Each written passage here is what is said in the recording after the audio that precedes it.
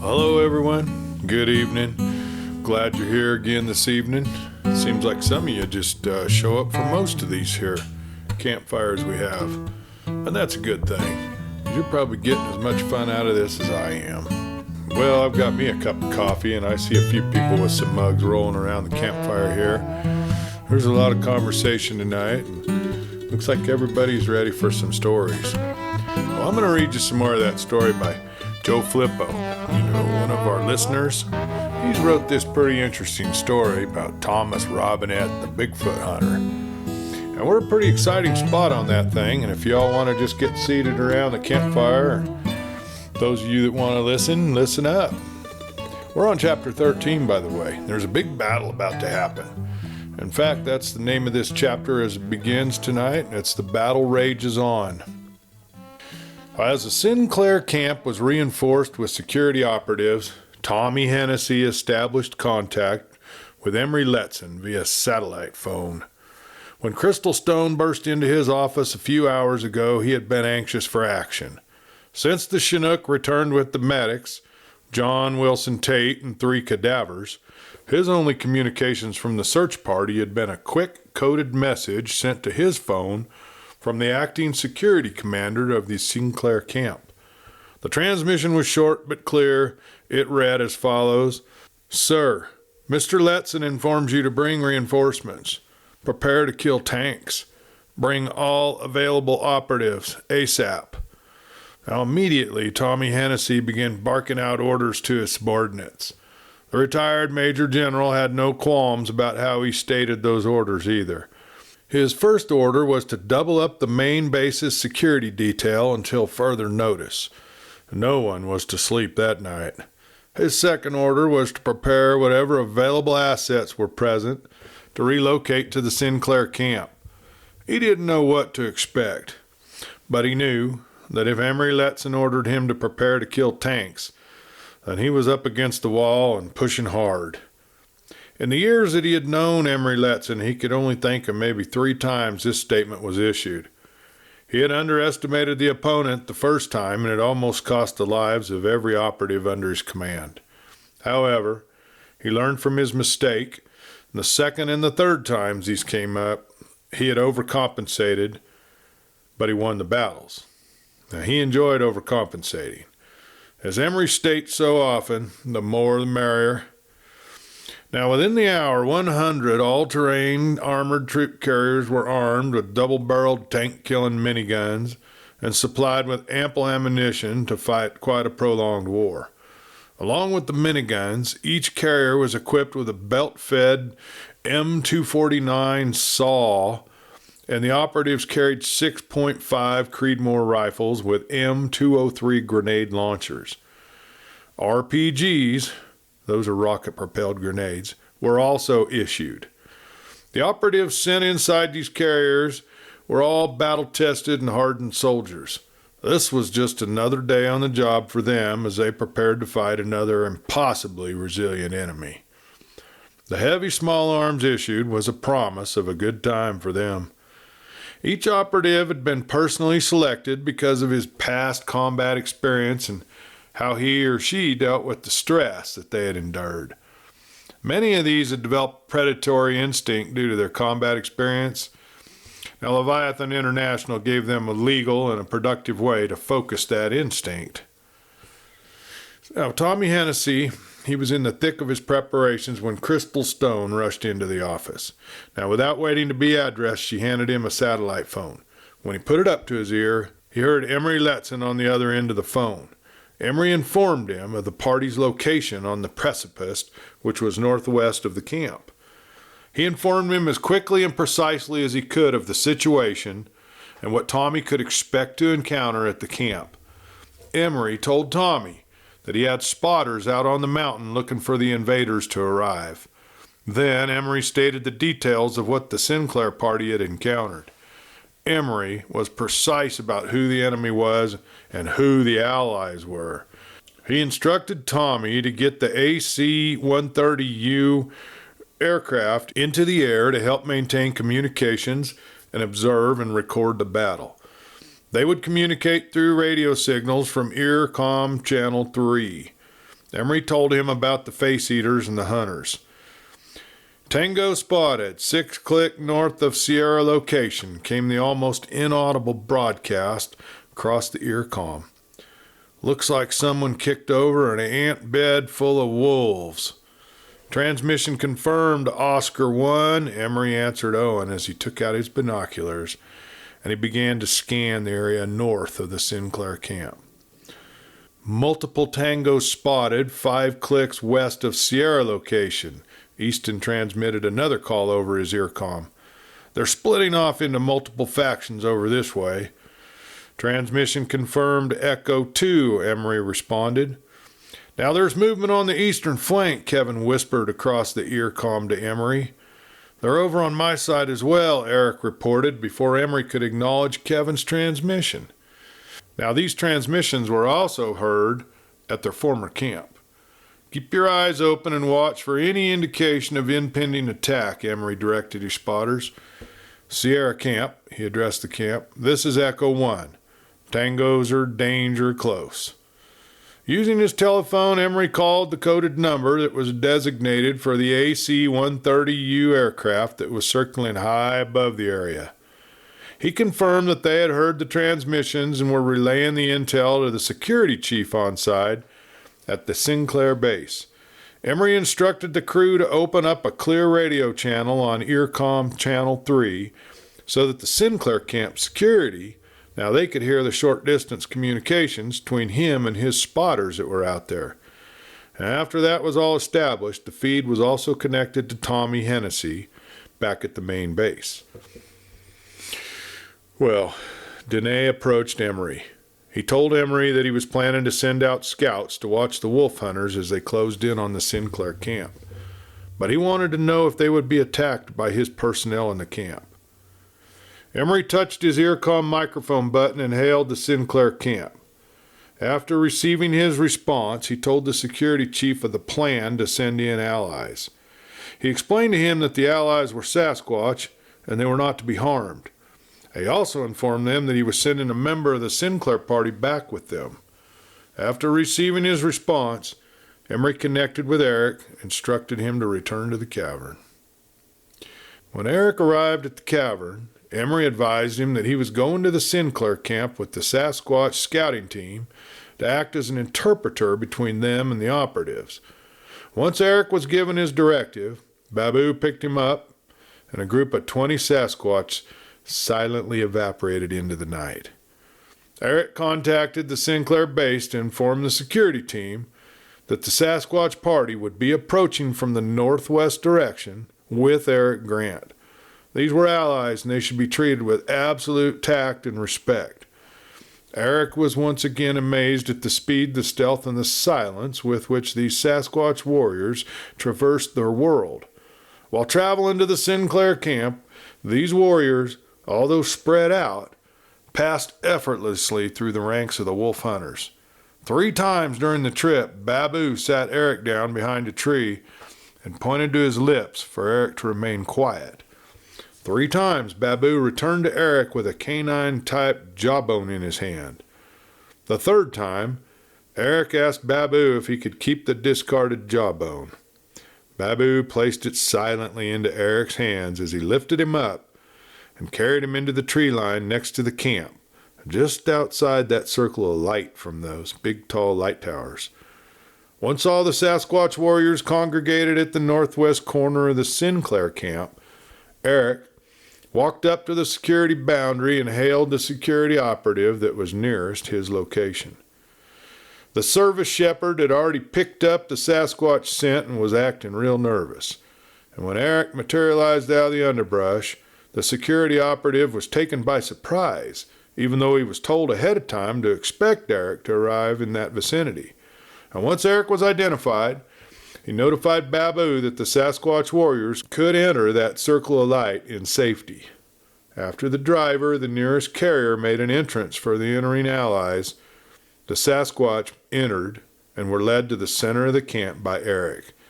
There they were met by the camp security commander. Eric advised the CO of the surrounding enemy positions and then greeted him. Once the greetings were finished, Eric handed the camp commander, former colonel of the U.S. Marines Andrew Geist, the woven hunter's jawbone. He asked him to have that body part sent back to the main camp for a DNA analysis and storage. The jawbone was packaged, put in a cooler, and sent back to the main camp via a support helicopter. The Sasquatch warriors were captivated by the whole scene of the camp. The Washi magic was just more than they had expected. Never in their lives had they been so close to the Washis. As they were curious about something, the group would ask Babu to get Eric to explain what they were interested in. And the greatest amazement came from the flashlights that were mounted in front of the operatives' Creedmoor rifles. Also the laser pointers used with the red dot system interested him. Now Eric was in the middle of explaining how the thunder limbs actually worked when there arose an ear-piercing howl that was louder than any rumbling that was made inside the camp. Immediately, the Sasquatch warriors simultaneously returned their challenging roars. As a response to the Sasquatch challenges, the forest around the Sinclair camp came alive with the haunting howls of the wolf hunters as they began their almost supernatural howling. The hunters encircled the whole camp. Sasquatch and Eric arrived at the very last possible moment. Off in the distance, above the howls, the challenge roar of the remaining Sasquatch warriors stationed on the mountain stronghold could be heard. Babu thought that some of the howls must be either female or adolescent males because of the higher pitch in their sounds. Maybe even the Washis were challenging the hunters, he thought. Now, as the twilight faded into the early hours of the night, the hunters' howling became more intense. Eric knew that the hunters were working themselves up into a frenzy. Babu stationed his warriors throughout the camp behind the armored carriers by creating a defensive wall between the Washi warriors and any hunter that may jump through the fortified defense. In the silence that had fallen upon the former Sinclair camp, the security operatives began hearing quiet chanting. The Sasquatch were singing their battle songs to the Eternal One. The chants created an odd sense of calm among the operatives. Although the words were not understood, the tone of the songs were both unique and they were harmonizing. The feeling of something magical was in the quiet singing. Now the rhythm gave everyone within the hearing the sense of acceptance of what was about to happen. The calming effect fortified whatever nervousness was upon the wind. The sounds were unfamiliar, yet oddly intimate. It was as if some ancient special message that was bound somewhere deep within their ancestral memory had awakened and was comforting the soldiers, both human and Sasquatch. The sting of death had been lifted, the fear of defeat conquered. Without warning, a giant tree trunk was hurled into the camp. With Oric's action, the woven hunters unleashed their fury into the camp. From every direction, the hunters charged at once. The circle of light that flooded into the underbrush was no longer a deterrent for them. The mighty Oric began his attack, and he unleashed his hounds with one signal. Howls turned into deep guttural growls as the hunters attacked. However, the security operatives weren't caught unaware. That log hadn't touched down onto the ground before the order of fire at will was given over the earcom. Everyone knew the battle plan, and their job was clear. The ear-splitting noise of the first volley of fire into the surrounding forest caught the Sasquatch warriors off guard. Never in their entire lives had they heard such a loud sound as was created by 100 miniguns opening fire upon the surroundings. It was louder than 1,000 waterfalls. The warriors regained their composure quickly, to their credit. When the first hunters began launching themselves into the camp, they were ready for them. The initial wave was just a few scouting hunters to test the strength of the fortifications. Those hunters were killed quickly. The next wave were more intense. The attacking hunters never attacked the same place twice, as they tried to find a weakness in the carrier barricade that protected the Sinclair camp. Each time they attacked, the Sasquatch warriors were there to repel their attack before the humans could react. Oric noticed this fact first, and he directed his hunters to divide up into 4 groups. His first group attacked the south side of the barricade, as he hoped all the Sasquatch warriors charged to the southern side of the camp, and as the warriors engaged the hunters, Oric sent the other 3 groups of hunters to attack their assigned targets. They didn't catch their quarry distracted. The security operatives opened fire on the attackers within their field of fire as soon as the attackers launched themselves into the perimeter of light. Leviathan International had a reputation for hiring the most maverick of operatives, and each one hoped for a chance to engage an enemy regardless of its size, shape, color, or species. Many of these individuals were pulled from other assignments to be dropped into this mission without any advance notice. Now the enemy made the mistake of underestimating the inferior number of operatives. No one had given the fire at will order this time. It wasn't required. The miniguns and the RPGs opened fire as soon as the targets were acquired. M203 rounds exploded throughout the forest. 5 times the hunters were repelled. 5 times they returned. On the 6th charge, Oric ripped up a large oak tree and threw it through the barricade of armored carriers to the northeast side of the camp, kind of creating a hole in the barricade. The Sasquatch, although battered, bloody, and bruised, rushed to fill the hole as their enemies flooded into the camp. Minigun operators nearby moved their guns to cover the gap, but were unwilling to fire on any wolf hunters that penetrated the barricade for fear of accidentally shooting an ally. So they focused on slowing the stream of invaders who entered into the circle of light. Other operatives inside of the fortification carefully sniped woven hunters when the opportunity presented itself. Emery relied on the crew inside of the AC-130U airplane circling overhead to keep him up to date on the progress of the battle on the ground. Demise, although chomping at the bit to join the battle raging at the bottom of the mountain, restrained himself from leaving. His primary responsibility was to protect his life-givers. Should they be destroyed, his whole familial lineage would seize upon this earth. He was unwilling to risk that, even if it meant that all of his greatest warriors perished in the Washi village. He listened to the battle below. Through the tremendous noise of battle, he still was able to hear the battle cries of his subordinates. Not one was lost so far. Danae's ears listened extra carefully for his little brother's roars. He had reared Babu since his mother had died when Babu was 3 summers old. She and the other females were catching swimmers that lived under the bank of their river when she inadvertently reached into a nest of poisonous water no-legs. They swam up her arm and attacked her before she could even scream for help. Her spirit had already begun its journey to the land of the sky people before another female found her. Her death began a long time of sorrow for the family. Da never was the same after the cleaners took her body away. Andrew Geist had just completed the inspection of the M1938 122mm howitzer M30 cannon that the Chinook airlifted into camp when the first assault initiated against the camp. He was reluctant to use the cannon against such small adversaries because he only had a limited amount of ammunition. Besides, the operatives under his command were doing a bang-up job of holding their own against these cryptid invaders.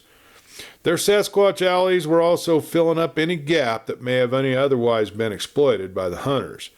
However, now when that large oak tree trunk had vaulted into the camp, taking out 4 carrier vehicles, he knew that he was going to have to use that cannon after all. As soon as the dust settled from the tree trunk, he ordered his crew to set up the canyon on the fracture in the barricade. Now, just within seconds of the crew adjusting the cannon to cover the assigned area, a 30-foot tall, hairy humanoid stepped through the trees. Adjusting for the distance, the crew fired the first shot at the creature. The round hit high up into the chest of the giant. The round punched back the shoulder of the giant and knocked him off his feet temporarily. He immediately rolled over and scurried quadrupedically back behind the tree line.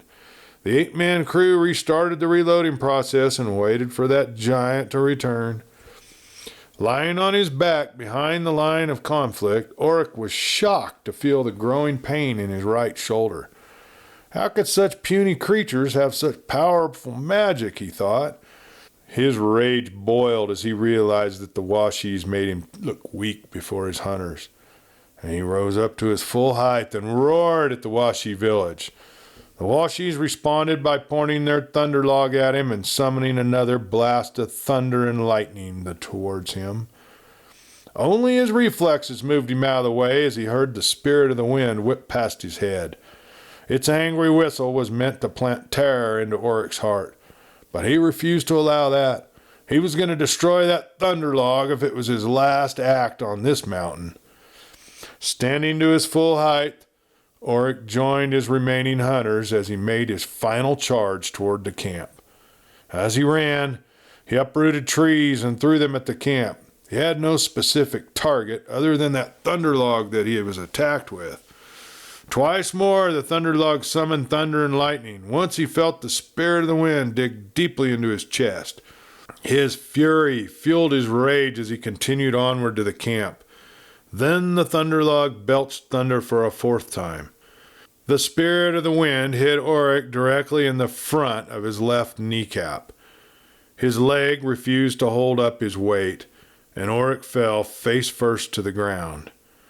Fountains of life flowed out of his devastated knee with each pounding of his life's drum. Adrenaline dumped into Oryx's body as the pain swelled up to almost unbearable levels. He knew that his time was coming to an end as king of these mountains. He knew that he was losing his attack, but he wasn't going to let these puny Washies or their allies go unpunished for killing his sons. In one last surge of anger, Oryx charged into the Washi camp using his hands and his uninjured leg. Nothing was going to stop his vengeance. Suddenly, as he was almost within reach of the thunder log, a flash of light exploded in front of him. Immediately afterwards, he felt pain all down his back as he realized that the Eternal One must have struck him from the sky. His realization immediately traded the pain for almost perfect numbness. Oryx tried to move his body, but it didn't respond to his demands. He was able to look around, but even his eyes were beginning to darken. Everything that he saw began to have a pinkish hue to it.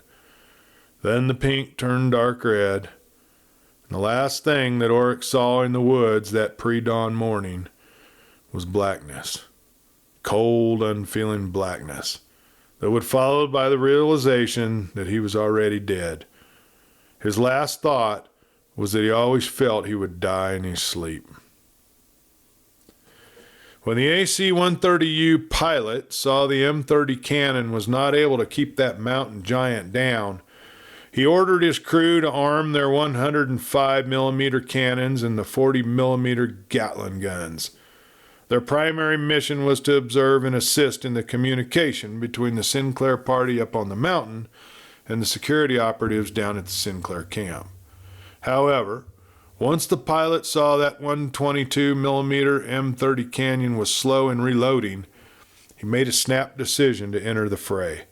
The giant had dodged the second round fired for the M30 cannon, but he was hit in the chest with the third round.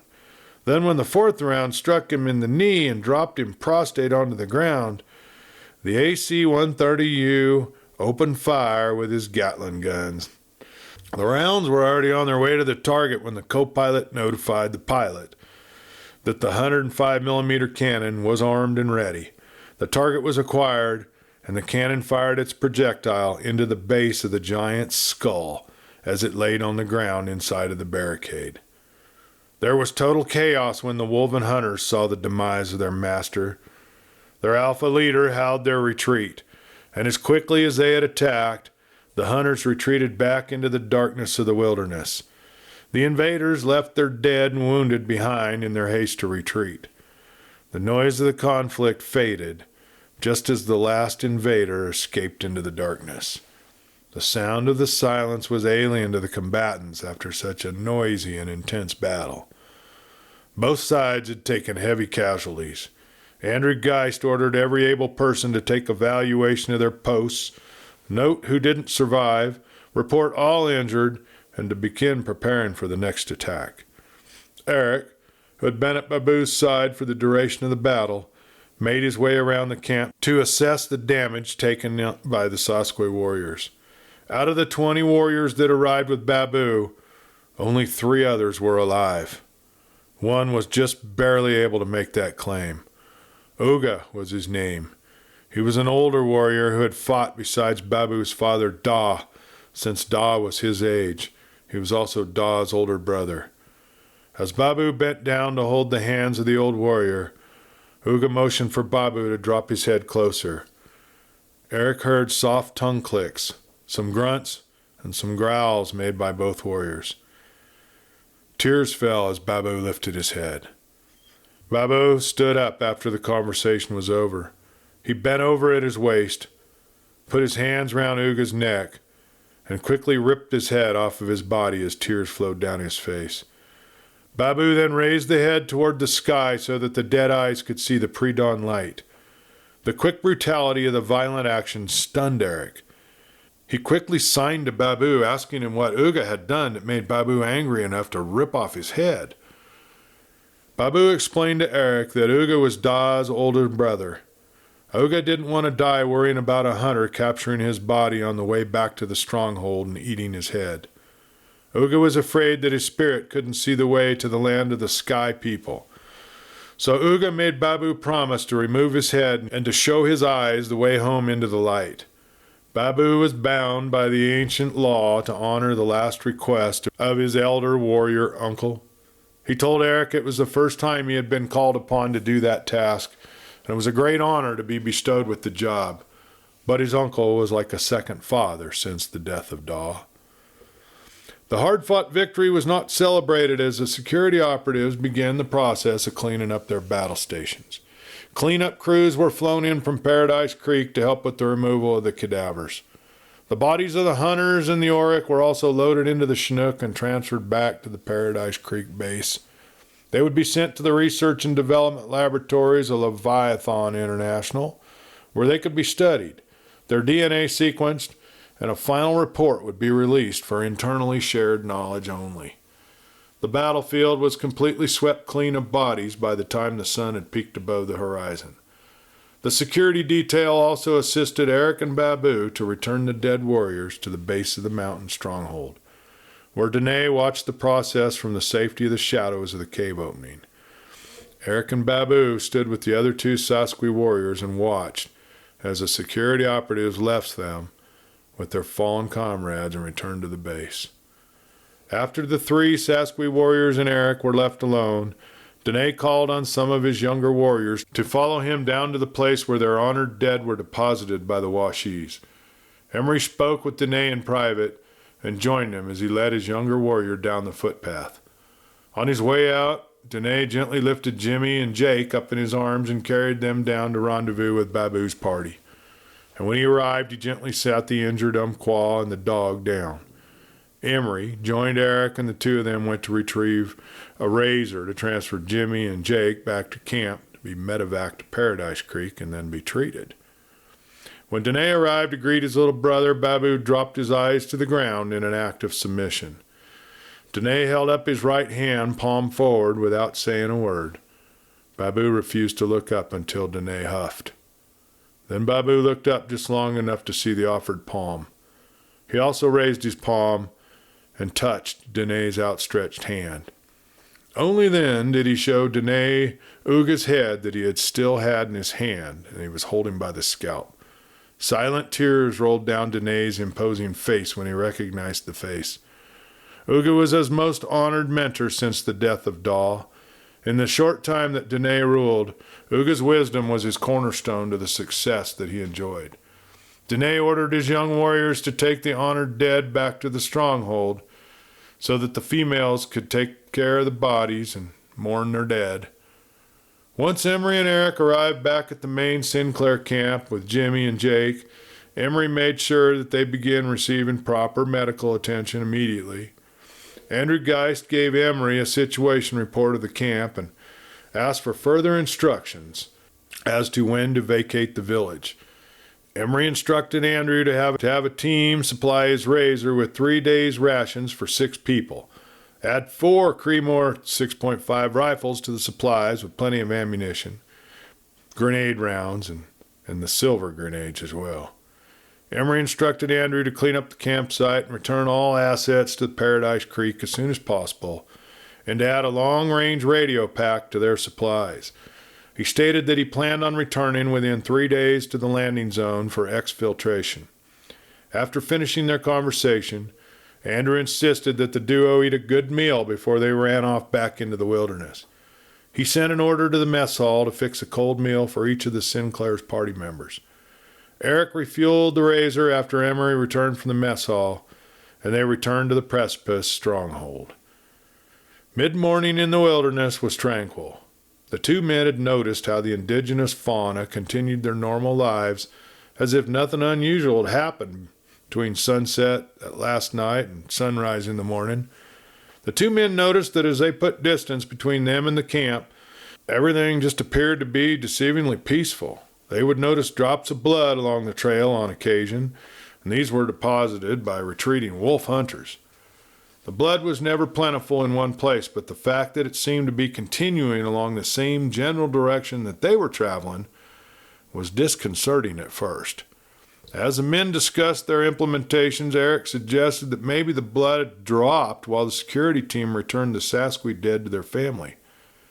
They were hypothesizing on the subject when they noticed that the forest went quiet. Their razor hadn't scared off the fauna. Something was amiss. Well, Chapter 14, Exit All Hunters. Oryx is dead. Alpha saw him die with his own eyes. No other face-eater was present, so Alpha was truly in command of his hunters for the first time in the years since Oryx had enslaved them.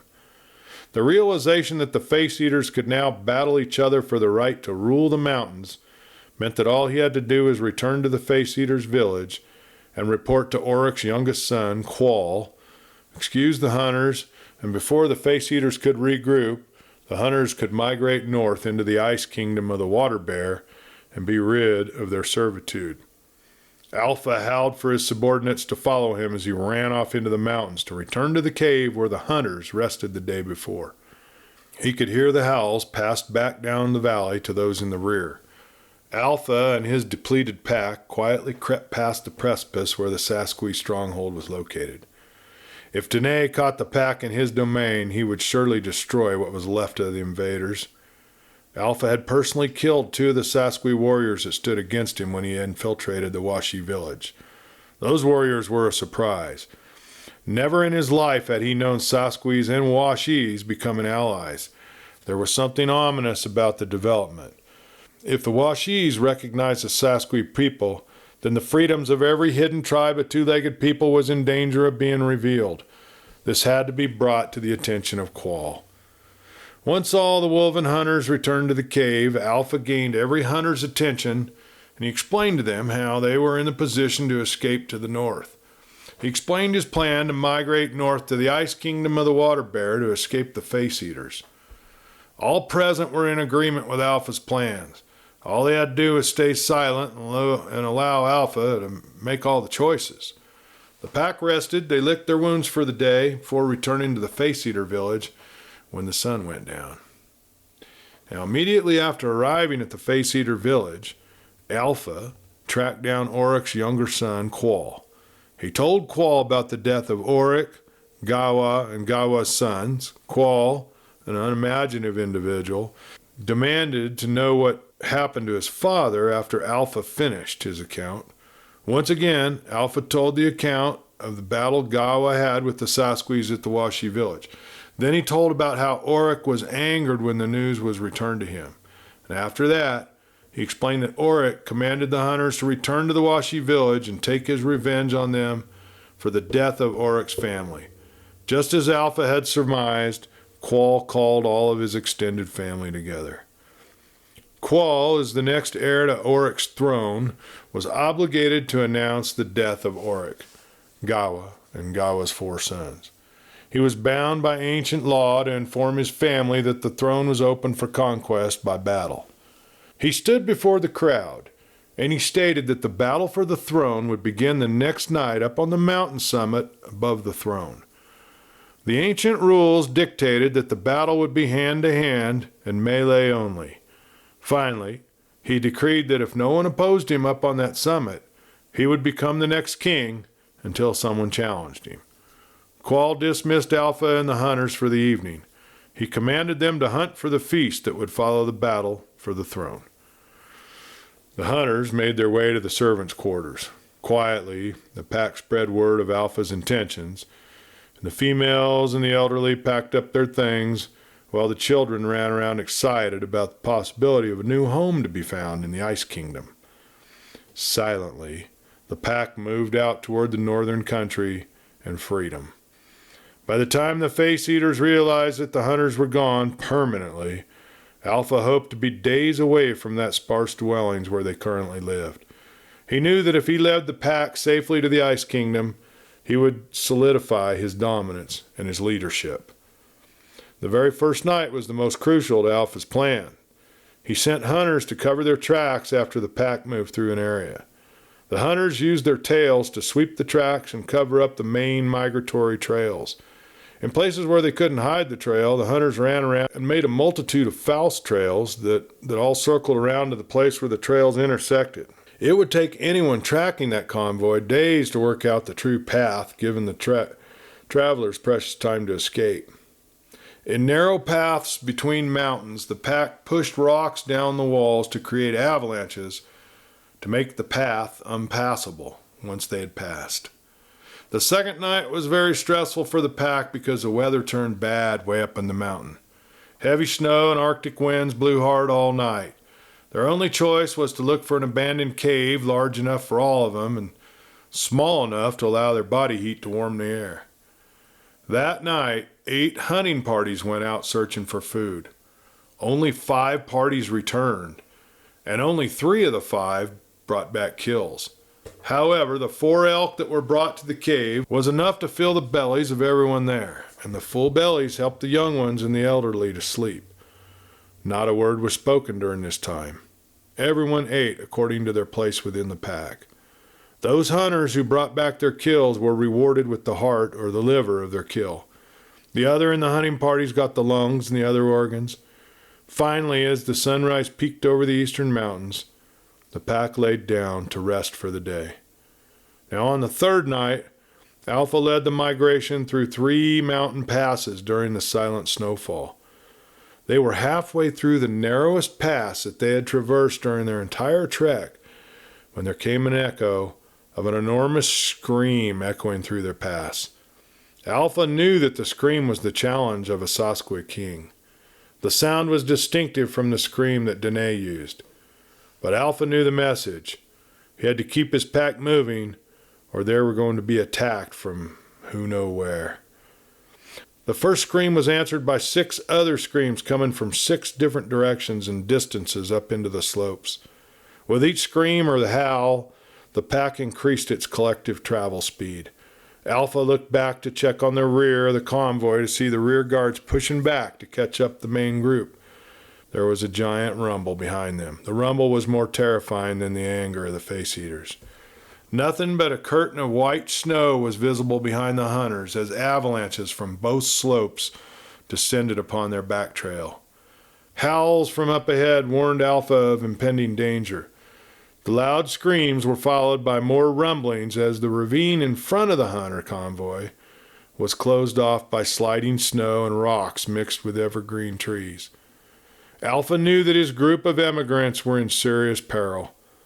They were trapped like squirrels in a hollow log.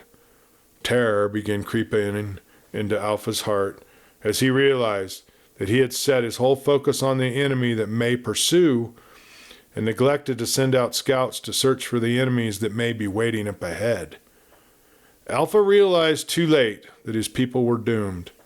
Those screams weren't screams of challenge. They were screams of triumph. The next screams would release the spirits above them, and they would be buried by snow and rocks and trees. No screams came, just rumbling. Beta and his pack picked up stragglers as they retreated. In the confusion and chaos of the retreat, those that were too slow to keep up with Alpha slowly gravitated toward Beta's pack. And by the early morning hours, Beta had accumulated 26 followers, including his original members. This was a substantial pack, even though the numbers were much inferior to Alpha's pack. Beta decided that since his factions were all of the young hunters, that he would do better if he refused to rejoin Alpha's pack. It was easy to gain the loyalty of these younger hunters because of their inexperience and willingness to follow any older wolf. Beta planned on letting Alpha's group draw the Washi toward the Face Eater village, and while he and his pack made their escape toward the northwest. There they could hide inside the lower mountain passes until the Sasquatch forgot about him. Then he would lead his young pack southeast and raid other hunter camps to acquire mates for his young hunters. He would also need a queen to rule by his side. Lights in the forest brought Beta out of his ambitious thinking. His pack hid inside the underbrush as Washi guided their magic machines through the dark forest. There was a strong scent of Sasquatch blood accompanying the Swashis. The hunter pack left the Washi convoy pass and followed them at a distance to see where they were going. The traveling was easy for the pack as the Washi pushed through the underbrush. Beta wanted to attack the Washis, but they were being led by 3 large Sasquatches. Beta also knew that his young pack was no match for even one of these Sasquatch warriors. The hunters stayed their distance as they watched the caravan of Washis stop just southeast of the Sasquatch stronghold. Beta watched the Washis place the dead Sasquatch warrior onto the ground as the wind blew into his face. His nose told him that his eyes couldn't detect, and he was glad that the wind was in his favor when he saw Demise reappear and greet the Sasquatch that brought the Washis to their home. He had never seen any of the hidden 2-legged tribes interact with the Washis. Maybe they weren't normal Washis, Beta thought to himself. He hadn't decided what they were before the caravan circled around the pile of Sasquatch warriors and returned the same way they arrived. The last thing that Beta needed then was to be discovered so close to the Sasquatch home so soon after a battle. He was about to pull out when he saw 2 Washis walk towards them and uncover another magic machine and drive it back toward the Sasquatch. Inside the machine, Demise put the injured Umpqua and dog into the magic machine. He and his pack had almost captured them earlier. The pack had surrounded them, subdued the dog, and grabbed a hold of the Umpqua when Demise and his warriors came into view. Beta lost 3 of his pack before he and his remaining hunters escaped the Sasquatch. They also lost their captives. Now that Oric was dead, Beta had no reason to attack the Washis. There was no personal gain for his pack, so he decided that he would just move on the first chance the pack could utilize. The pack was still waiting on a chance to escape when he heard the strange buzzing of the Washi machine returning. The pack was concerned when they noticed their trail had been discovered by one of the Washis, and they were being hunted. Beta's pack wished to attack the 2 Washis, but something carried on the wind. A familiar, but a forgotten smell perhaps, warned Beta that these Washis were different. Some instinct warned him to stay away as they ran off. Chapter 15. Observing Sasquatch. By midnight, all of the bodies of the fallen warriors were cleaned and displayed in the clan's community space. The Washis were not allowed to participate in the cleansing rituals carried out by the female members of this community, but they were allowed to observe and take note of their similarities between civilized humans and Sasquatch ritual burials. The bodies were cleaned with water and moss and laid out on the central floor in the main cavern. After a time of chanting and mourning, every Sasquatch present watched as the oldest female began the ritual of tearing off body parts and distributing them to the mourners. The mourners accepted them and immediately began to eat the offered flesh. As professional academics, the expedition tried to maintain their objectivity while observing and respecting the unexpected turn of events. "You don't approve of our ways?" Demise asked Eric as he observed how the Washis poorly hide their disdain. "It's not that we don't approve," Eric answered. It's just that in our culture, our way of things, our dead are honored and buried. Some of our people eat their enemy as a sign of contempt for their enemy. Well, we honor our dead by bringing their bodies into our bodies so that their spirit can always come to us in the sleeping world that is below the sky world, Danae explained. No greater honor can be given to our ancestors than to continue to carry their children among us. Now, that's a very interesting way of thinking, Eric commented. It's very foreign from our ways. There is a system to how you decide to give out the body, remarked Emery. How's it determined who gets what piece? In our way, answered Danae, to give the lungs to the life-giver of the dead because she gave the dead their first breath of life. If no mother lives, then the mates of the dead warriors share them because they give life to the warrior's little ones. The oldest Nay, that is what we call a male offspring, gets his father's heart so that he can carry his courage with him in battle. If he has younger Ba, then they get his arms and legs so that they can carry his strength and speed with them for the rest of their lives. If the warrior has a rock, she gets his brains so that she can have her father's wisdom with her while she lives. Other relatives share what is left. It is an honor to the dead to be eaten by many. Their spirit lives in many lives then. Well, how do you prevent sickness from coming to you from eating your own kind? Asked Mary Ann. Well, our holy woman sings over the shell of the dead warrior. If he is pleased with her singing, he will bless her family. If her singing displeases his spirit will cause the spirit of all who ate the shell to travel to the land of the sky people with him. It is the way of things. The females clean the body of the dead so their spirits are pleased and don't do that. Danae, asked Thomas, how is it that you eat your dead as an honor to them, but when you see the face eaters eating your dead, it is an insult? Many things hard to say but understood, Danae answered. When Sasquatch eat warriors who died in honor, it is to invite their spirit to live more inside my body. When face eaters eat warrior, it is to make warrior into mud and be forgotten like four-leggeds. No spirit can find way to land of sky people through mud. Eyes no more can see, ears no more can hear. So spirit needs use living eyes and ears of family to start their journey in right direction. I have questions, Thomas interjected. Ask, answered Danae. I come from a land far south and east of here. It's the land of the water lizards that your da told you about. I've seen them too. We call them alligators. Anyway, in the land there are other two-leggeds, but they're different from us. Different from your people and different from face eaters. These two-leggeds have some who can talk, some who cannot talk, some that have strong smells, and some who can climb trees, but others who don't. Can you tell me why so many Washies claim to see such different two-leggeds? Grunted Danae. In the time before my grandfathers, there were many tribes of two-leggeds living close in peace.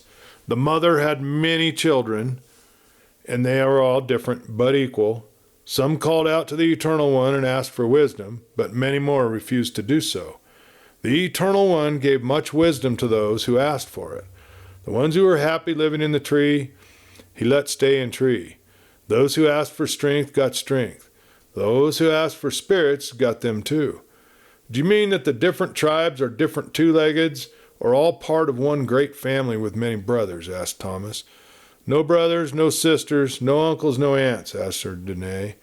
Ancient law says that no Sasquatch should marry other two-leggeds, like the little brown two-leggeds or the Washi or the Umpqua. No Sasquatch marries face-eaters or hunters. Only equal, not same. Do you mean that as a Sasquatch is forbidden to marry outside his or her tribe? Katie asked while processing what she was hearing. Informed Danae. A water no legs and a flying two wings can be mates. But where will they lay their eggs? He asked in return. Different tribes have no half-leggeds. If tribes join, no little two-leggeds live past first cold. Many no can breathe in the spirit. Without their spirit, their body won't suck, no live. While the Sinclair expedition spoke with Danae, the females began cleaning up the common areas.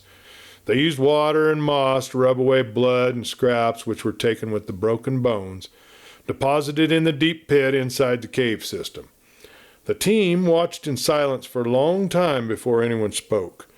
There were many things to observe that were simply just prehistoric, gender-specific duties of a successful, pre-civilized culture. When it was apparent that there would be no more dialogue for the night, the expedition returned to the cavern, allotted to them, after saying their goodbyes. And once back inside the cavern, Owen and Easton began preparing a fire to heat up the room. Everyone was discussing the things that they had heard and seen since the attack on the Sinclair camp. Both women opened their expedition journals and began writing down their thoughts as the men sat by the fire, discussed their conversation with Danae. "There's something that I just don't get," Owen spoke up during a break in the discussion. "Well, what is that?" asked Emery. "Danae never asked us about our world once during the conversation," answered Owen. "Yeah, that is odd now that you mention it," Easton said. "You would think that Danae would be just as interested in knowing about our world as we're interested in knowing about his." "Well, maybe it's not accepted social norm for them to ask about our culture," Eric speculated.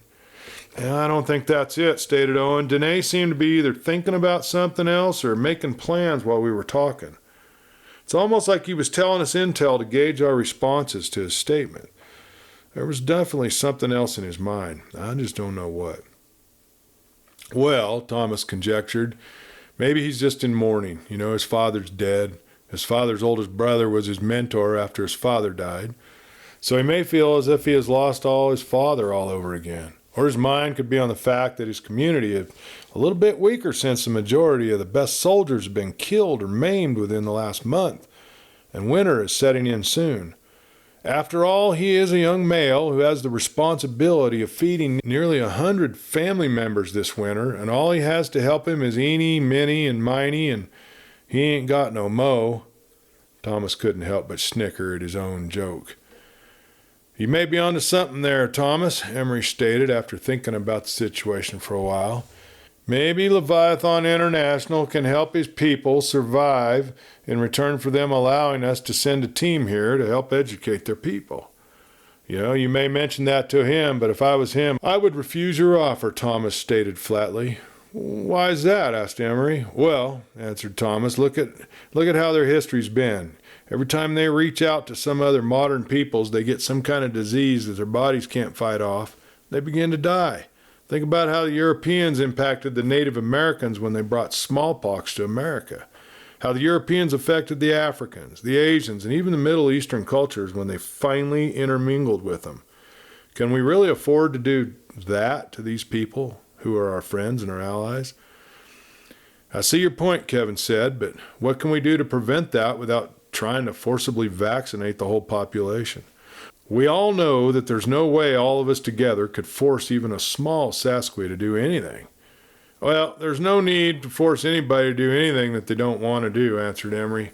"Remember the motto of Leviathan International? Liberate the oppressed, help the weak, but at the very least do no harm." "Of course," stated Eric, "but how do we know that we haven't already communicated some pathogen to them?" "Well, the sad truth is we don't," Emery answered, "but we all have taken our modern vaccinations that earlier modern humans didn't receive.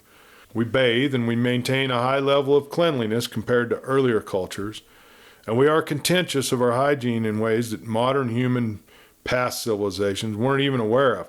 So I think that this interaction has a good probability of being a success. Now, what these people need to coexist with modern humans is a way to understand our technology.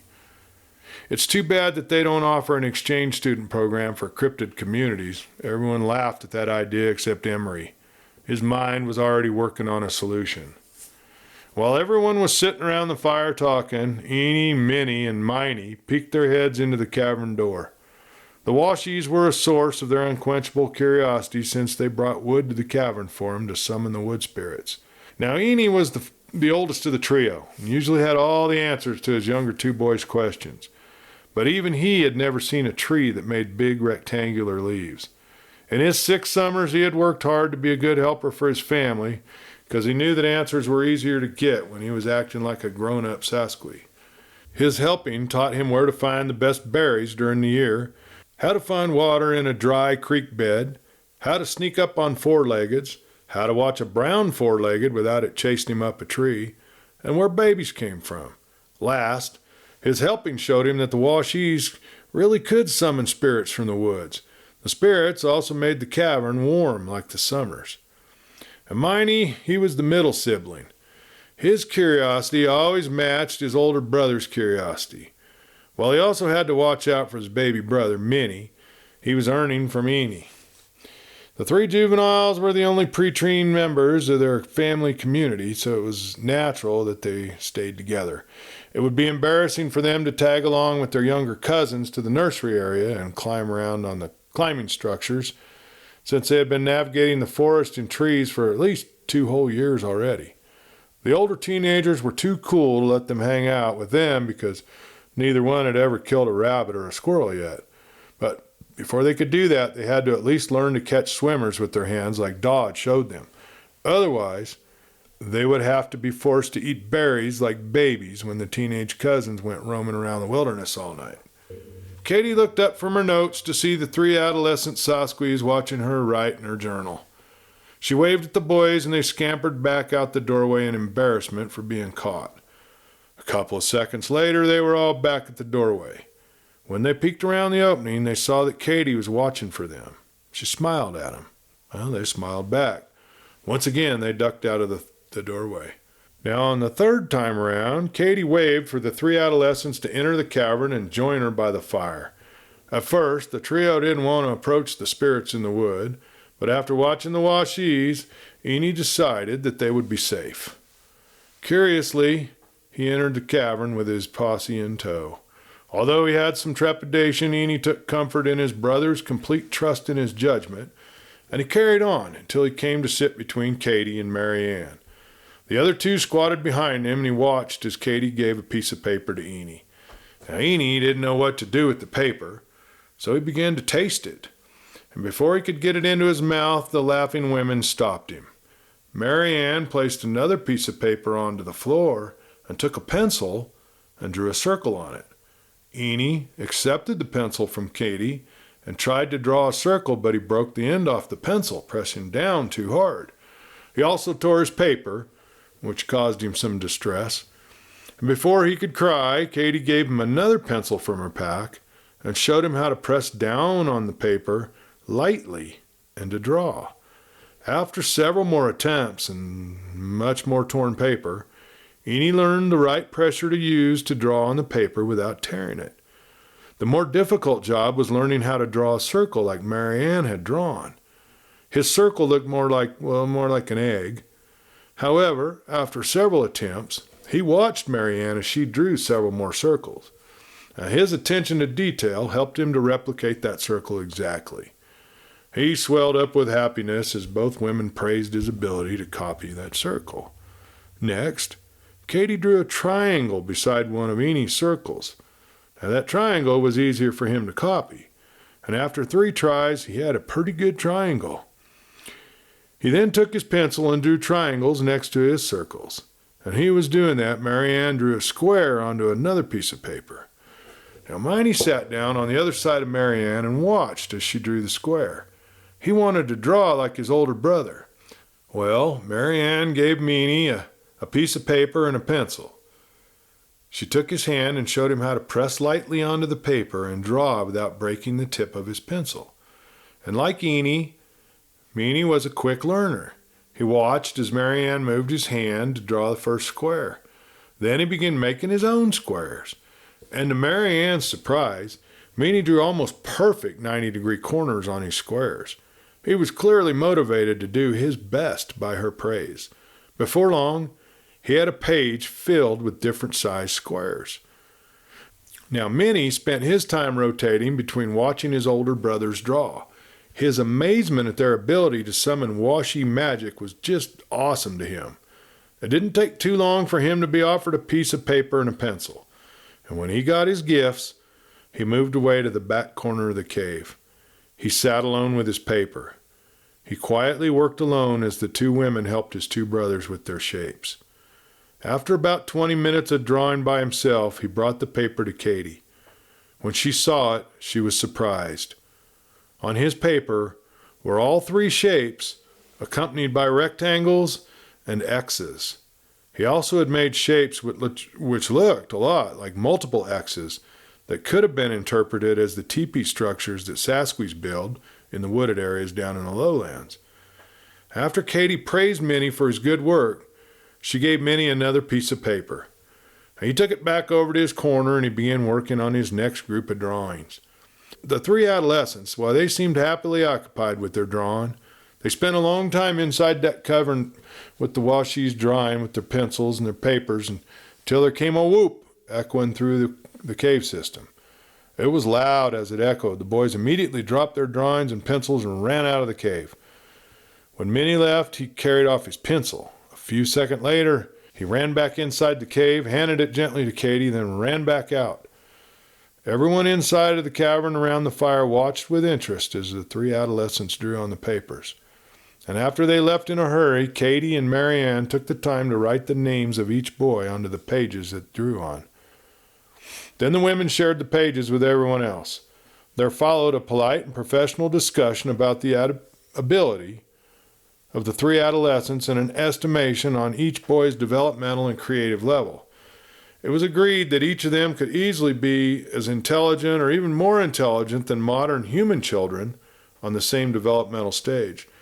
Their attention to detail is much greater than par for human adolescents of the same age, Marianne stated, as she showed Kevin and Eric the drawings.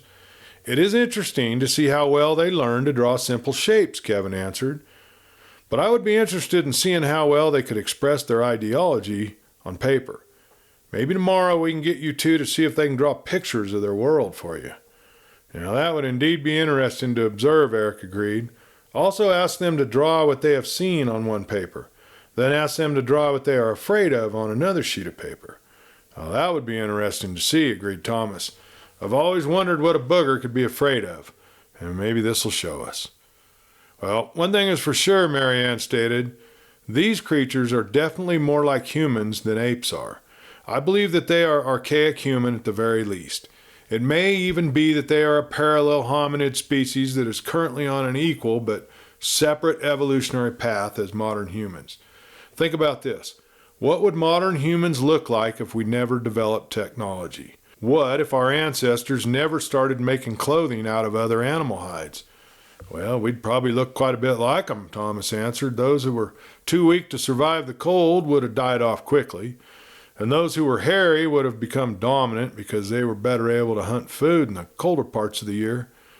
Well, that's also my opinion, Eric agreed. The strong would survive to breed stronger offspring, which would survive to procreate even stronger offspring. The consumption of red meat would give their bodies the nutrients needed for a highly developed brain.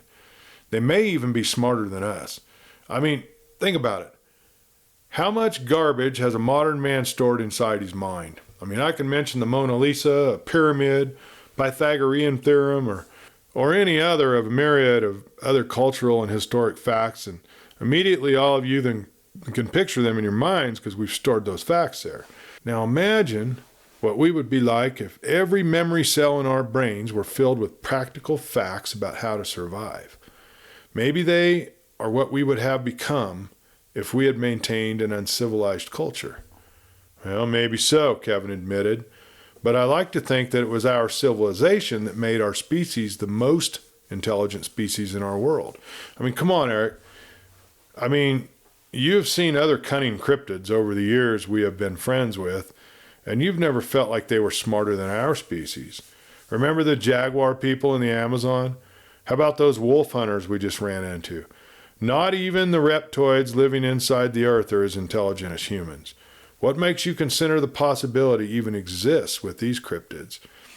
Well, I admit that it's all speculation to this point, but think about this. These archaic people have had a longer history than our species.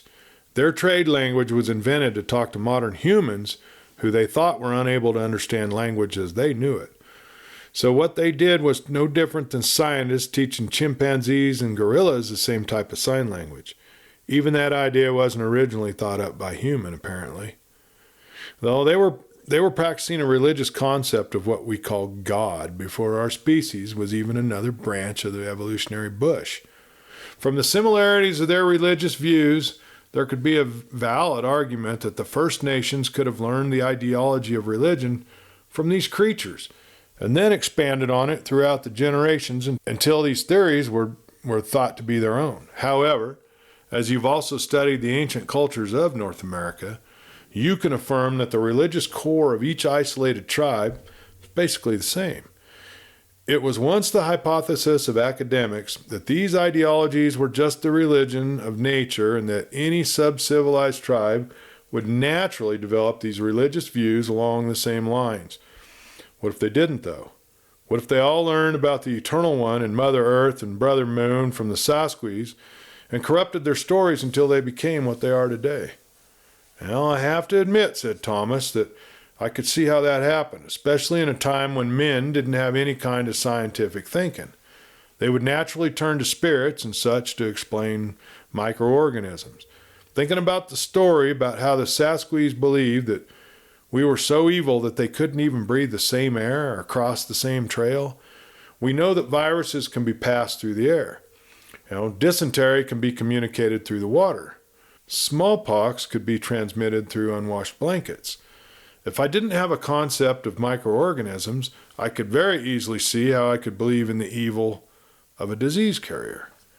Well, you make valid points, Thomas, for someone who doesn't claim to be an expert in anything, Emery admired. Well, thank you for the compliment, Emery, answered Thomas. I just like to sit back and contemplate things and try to figure out what makes sense. Well, what do you think about this, Easton? Asked Emery. Well, first of all, Easton began, when I joined Uncle Sam's Misguided Children, I thought that I was an intelligent person. After 25 years, I learned the only thing that ever got smart about me in life was apparently my butt, because you guys were talking way up over my pay grade. I'm just sitting here enjoying the fire, listening to some very entertaining and thought-provoking conversations that I thought were about simple shapes. Now I'm just wondering if God is a Sasquatch and we were kicked out of the garden because we were just too busy playing around instead of doing what we were supposed to be doing. Everyone laughed at that comment. Not to damper the mood or change the subject, boss, Owen addressed Emery, but how are we going to exfil from this situation? I mean, we're being treated civilly, no pun intended, but I can't be the only one who has noticed that we're under some passive surveillance and non-aggressive supervision every time we leave the cavern.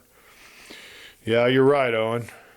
We can't just try to sneak out and disappear. I think that would be detrimental to our expedition here as well as our currently amiable relationship with their culture. I'm working on an exfil plan, but I haven't come up with anything yet, and I am open to suggestions. Now, that's a conversation I can follow, Easton answered. I've been thinking about the exchange student idea. What I would suggest is that we should tell them that we wish to leave with the intention of coming back with another group of people who are fluent in sign language, or maybe even some lingual scholars for the purpose of learning more about each other's cultures. We can send people here who can teach them about why they got sick around our people, how fire works, and what causes them to contract pneumonia, and how medicines can help them stay healthy. They, in return, could let us take some of their younger members back to Leviathan International, where we could study them without them being made to feel like lab rats. We could teach them English. We could read them our history, or at least cleaned up version of it, so they could come back and teach others what they learned. Well, that sounds close to my idea, Emery said. I think if Eric and I can talk to Danae, it may work. The only thing I would say about that, Thomas observed, is that it may be difficult for their people to understand our technology. It would not be unakin to an alien species coming and asking us to exchange groups. They can study us as archaic, but we wouldn't understand their technology for generations. The last thing these Sasquatch need is for us to come in with good intentions and ruin their lives. I think we should consider this before we offer any kind of an exchange. Remember how the Native Americans were affected by the technologies of the Europeans? Well, that's a valid argument, Thomas, Emery answered. We'll have to work out the details. The situation is basically the same as if the Flintstones meet the Jetsons. Leviathan International has protocols in place to help minimize the negative interactive influences while maximizing the positive. And at this stage, we need to decide on a culturally acceptable way to breach the subject with Danae. I think we would be best off if we left with the invitation to return as welcomed guests, Eric said. I think that if we show them appreciation and respect, we should be able to leave as friends. What I don't know is if these people have the same thinking as First Nations peoples who allow hospitality while visitors are freely living within their camp. But after they leave, they can be considered fair game after an hour or two. These Sasquatch seem polite enough, but we should consider all variables that may be relevant. I think that the best path to take, said Marianne, is probably to ask Demise to let us take one of his tribe's orphans. Maybe even more if we can afford to do that. Well, we already have a rapport with Eenie, Meenie, and Miney, Katie stated. If they are orphans, then maybe we could take all three of them so we don't divide the brothers. Well, now that's a really good idea, Emery answered. Eric and I will discuss this with Demise when the clan wakes up for tonight's activities. However, we need something of equal value to offer in exchange for them coming to Leviathan as our guests. Well, this might sound crazy, Thomas answered, but if I wanted to convince Demise to do something, I would go ahead and make a goodwill gesture and see if he would agree to let the boys come with us for a definite amount of time. Also, if the boys get homesick, they should be able to come and visit their own people any time that they wish. Remember, these ain't monkeys with hooded noses that we're talking about. These are sentient children who also have to learn who they are within their own culture. These boys are way more than knuckle draggers. At least that's what I think they are. I could be wrong, though, but these boogers back home seem more like great apes than people. Danae's family unit seems more like people than apes. Well, that's a point well made, and I agree with Thomas, Katie interjected, but what do we do, or what can we do, to show a goodwill gesture to this community? Well, my idea would be this, answered Thomas. To get Leviathan International to cut out a group of elk from a main herd near here and herd them into this valley. There would need to be some numbers crunched to see how many could successfully live in this area without depleting the natural resources, but someone should be able to carry that out easily enough. Make sure that the Sasquatch see our people herding them in here. Emery walked outside onto the ledge without saying another word. Within seconds, Thomas could hear him on a phone conversation with someone. He could tell that his idea was taken into consideration when he heard Emery state that he didn't care if he had to pay $50,000 for each animal. He still wanted 100 animals delivered here by tomorrow evening. Then he gave the coordinates to the valley below the ledge where he stood. As before, his hard-nosed boss persona gave way to a softer, more compliant attitude as he ended the phone call. Katie looked at Thomas, mouthed one word to him that explained everything. The word was crystal. Thomas's assumption that the feelings between Crystal Stone and Emery Letson went both ways was confirmed at that very moment. What's the boss's decision? Kevin asked Emery when he returned to the cavern. I decided to send 100 elk from the closest herd that we could find to be trailed into here over land by tomorrow evening, Emery answered. Kevin. That isn't what I'm talking about, smiled Kevin. What do you mean? I mean, answered Kevin, how long is Crystal going to let you just keep running around unsupervised before she pulls in the strings? Emery's face flushed slightly at the jest. Well, we can talk about that later, Emery smiled. But now, I need to get some rest. Well, and there you go, folks. That's another couple, 3 chapters there, and a little more of the information. It was a heck of a battle, and now they're past the battle and trying to figure out what they're going to do. So, hang around. We'll tell some more stories, or show up next week. By golly, we're going to do this again. We always do. Well, until next week, this is Clay Steele. Good night.